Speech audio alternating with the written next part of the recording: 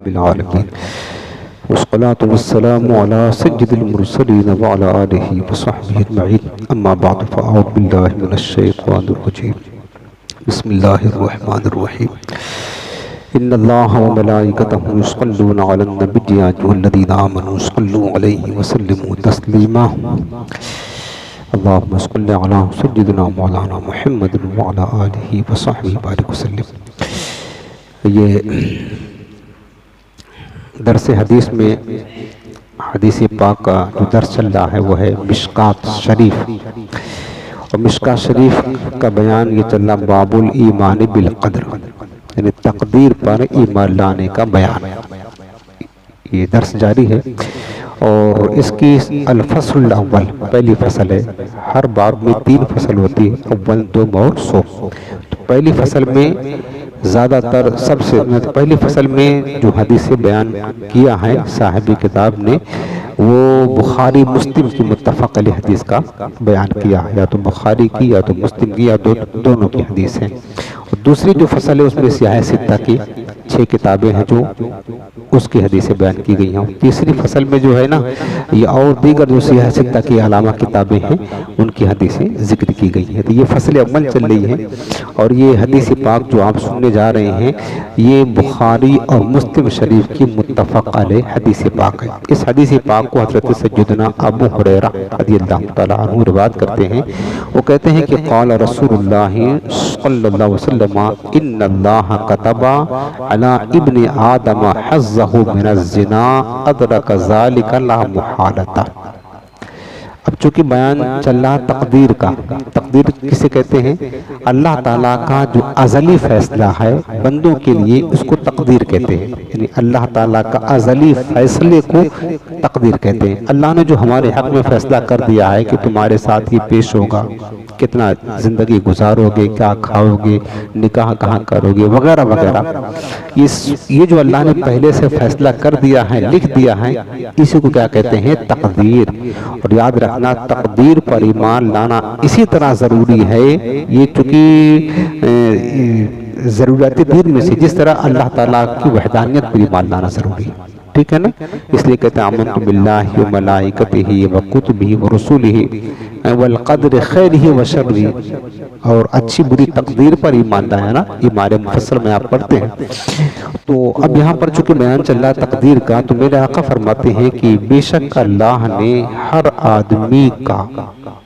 ہر آدمی پر حظہ من الزنا، اس کا زنا کا حصہ لکھ دیا ہے. ادرک ذالک لا محالۃ، جسے وہ یقیناً پائے گا، جسے یقیناً پائے گا. مطلب یہ ہے کہ ایک تو مطلب یہ ہے کہ جس کی قسمت میں زنا لکھا ہے، اور یاد رکھنا میں نے پہلے بتا دیا ہے آپ کو تقدیر کے درس میں کہ اللہ کے لکھ دینے سے بندہ مجبور نہیں ہے.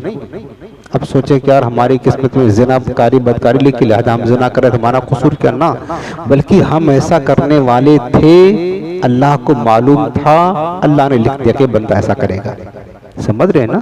ہم ایسا کرنے والے تھے اور اللہ کو پتا ہے پہلے سے کہ بندہ ایسا کرے گا، تو اللہ نے لکھ دیا، وہ تقدیر بن گئی. اب جو لکھ دیا وہ ہو کر رہے گا. اب کوئی بندہ بدکاری کرنے والا تھا تو اب اللہ کو معلوم ہے کہ بندہ آگے چل کے بدکاری کرے گا، گناہ کرے گا، اللہ نے لکھ دیا.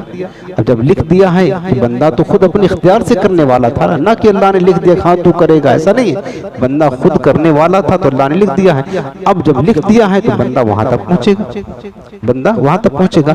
اس حدیث میں میرے آقا فرماتے ہیں کہ بے شک اللہ نے آدمی پر اس کا حصہ زنا سے لکھ دیا ہے کہ اگر اس کی قسمت میں زنا لکھا ہوا ہے، وہ زنا کرنے والا تھا، آقا فرماتے ہیں ادرک ذالک لا محالۃ، یقیناً اس کو پا کر رہے گا، کر کے رہے گا. اور مفسرین نے بلکہ محدثین نے بیان فرمایا ہے، شیخ عبدالحق محدث دہلوی رحمۃ اللہ تعالیٰ نے، اس سے مراد کیا ہے کہ اسباب زنا، مطلب یہ ہے کہ اللہ تعالیٰ نے ہر آدمی کے اندر اس کے وجود میں وہ جو اسباب ہے نا، جو شہوت ہے اور کیا کہتے ہیں کہ اسباب زنا ہیں، عورتوں کی طرف میلان ہیں، خواہشات ہیں، یہ ساری چیزیں اللہ نے رکھ دی ہیں.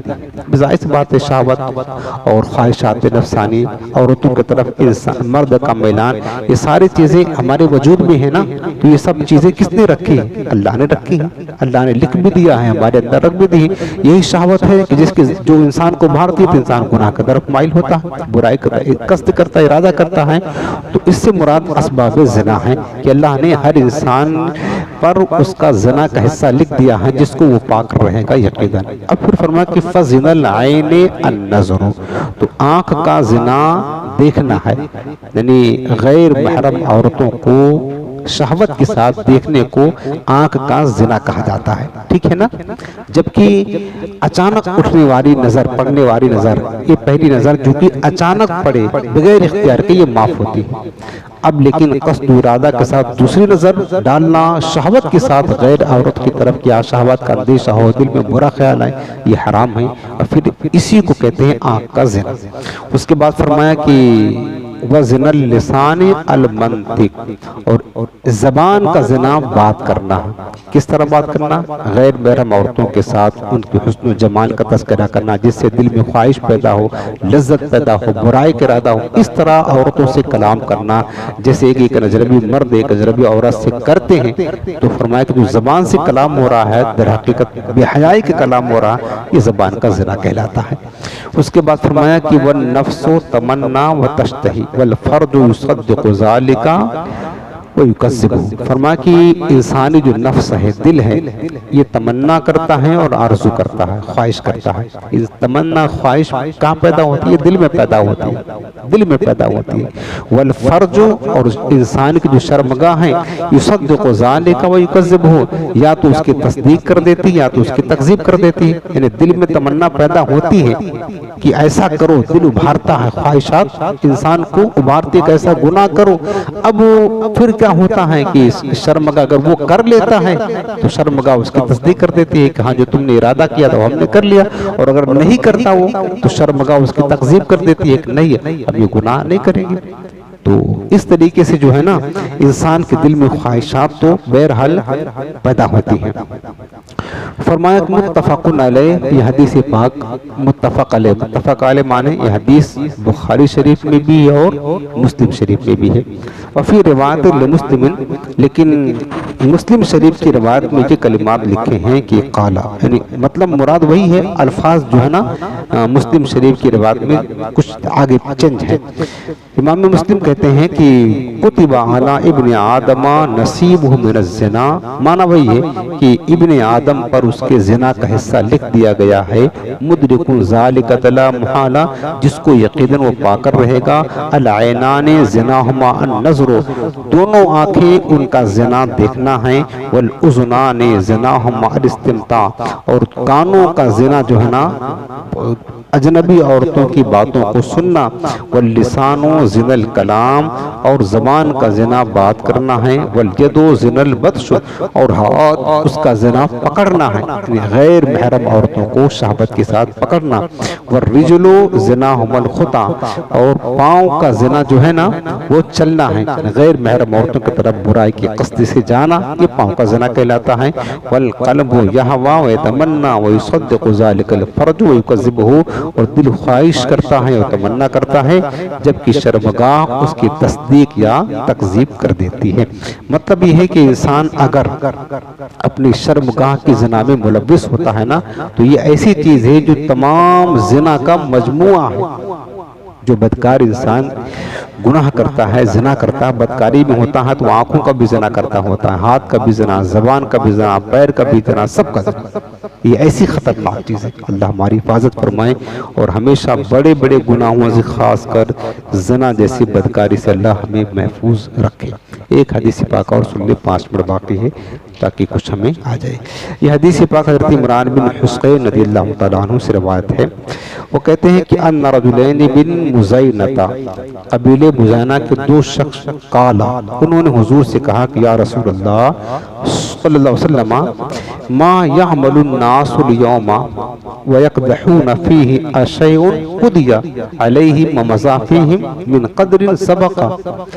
تو قبیل مزینہ کے 2 آدمی حضور کی بارگاہ میں کہتے ہیں کہ حضور آپ ہمیں بتائیں کہ ما یعمل الناس اليوم، کہ آج جو لوگ عمل کر رہے ہیں، جیسے جو آج ہم عمل کر رہے ہیں اچھائی یا برائی جو بھی کر رہے ہیں، وَيَقْدَحُونَ فِي، اور ہم لوگ جس کی کوشش میں لگے ہوئے ہیں، یعنی جو عمل کر رہے ہیں اور جس کی کوشش میں مشغول ہیں، الشَّيْءٌ قُضِيَ عَلَيْهِمْ، کیا یہ ایسی چیز ہے کہ جس کا ان پر فیصلہ ہو چکا ہے اور جس چیز کی تقدیر ان پر گزر چکی ہے؟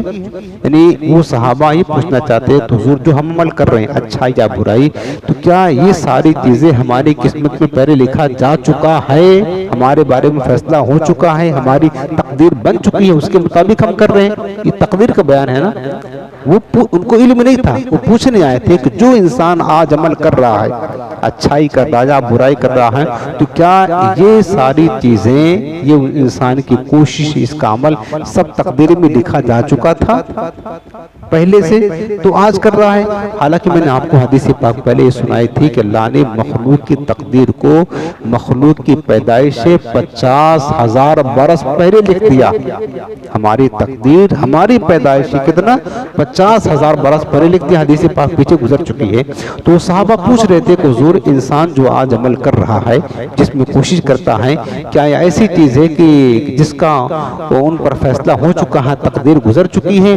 او فیما یستقبرون بہ مما آتاہم بہ نبیہم وثبتت الحجۃ علیہم، یا فرمایا کہ اس میں سے ہے جسے آئندہ کریں گے، جو ان کے پاس پیغمبر لائے، جو دلیل ان پر قائم ہو چکی ہے۔ یعنی جو کیا کہتے ہیں کہ انسان جو کام کر رہا ہے اس کے بارے میں تقدیر لکھی جا چکی ہے، یا ہے کہ جو ہم عمل کر رہے ہیں تو عمل کرنے کے بعد ہماری تقدیر لکھی جائے گی، یہ پوچھنا چاہتے تھے۔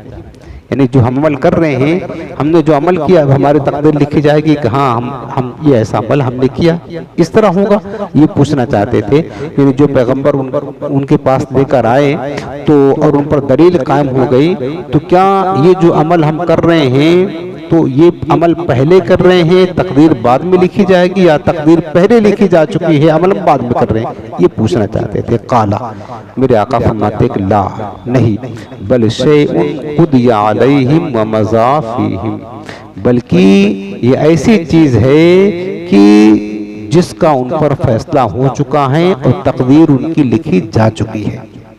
جو انسان عمل کر رہا ہے یہ ایسی چیز ہے، اس کا فیصلہ بھی اللہ کی بارگاہ میں ہو چکا ہے اور اس کی تقدیر لکھی جا چکی ہے، اور اسی تقدیر کے مطابق انسان کوشش کرنے میں لگا ہوا ہے۔ مطلب یہ ہوا کہ تقدیر ہماری پہلے لکھی ہے، عمل ہمارا بعد میں ہو رہا ہے۔ ایسا نہیں کہ ہم عمل پہلے کر رہے ہیں تقدیر بعد میں لکھی جائے گی، ایسا نہیں، تقدیر پہلے لکھی جا چکی ہے اور عمل بعد میں ہم کر رہے ہیں۔ پھر فرمایا میرے آقا نے کہ تصدیق ذالک فی کتاب اللہ عز وجل، اور اس کی تائید تو اللہ کی کتابیں موجود ہے۔ اللہ نے بات خود فرمائی ہے کہ تقدیر پہلے ہے، عمل بعد میں ہے۔ پھر حضور نے یہ آیت کریمہ پڑھی، وَنَفْسٍ وَمَا سَوَّاهَا فَأَلْهَمَهَا فُجُورَهَا وَتَقْوَاهَا، یہ قرآن کی آیت ہے، اما پارا کی قسم ہے جان کی اور اس کے درست فرمانے کی، اور اس کی اسے دل میں ڈال دی بدکاری اور پرہیزگاری۔ یعنی اس آیت کریمہ میں اللہ پاک نے فرمایا کہ اللہ نے انسان کو پیدا کیا، اس کے نفس کو پیدا کیا، پھر اس کے اندر اس کی اچھائی برائی ڈال دی، یعنی جو تقدیر میں لکھا ہوا تھا وہی اس کے اندر دل میں ڈال دیا، پھر اسی کے مطابق انسان جو ہے نا عمل کرنا شروع کر دیتا ہے اور اسی کے مطابق زندگی گزارتا ہے۔ تو مطلب یہ ہے کہ تقدیر پہلے لکھی جا چکی ہے اور انسان عمل بعد میں کر رہا ہے۔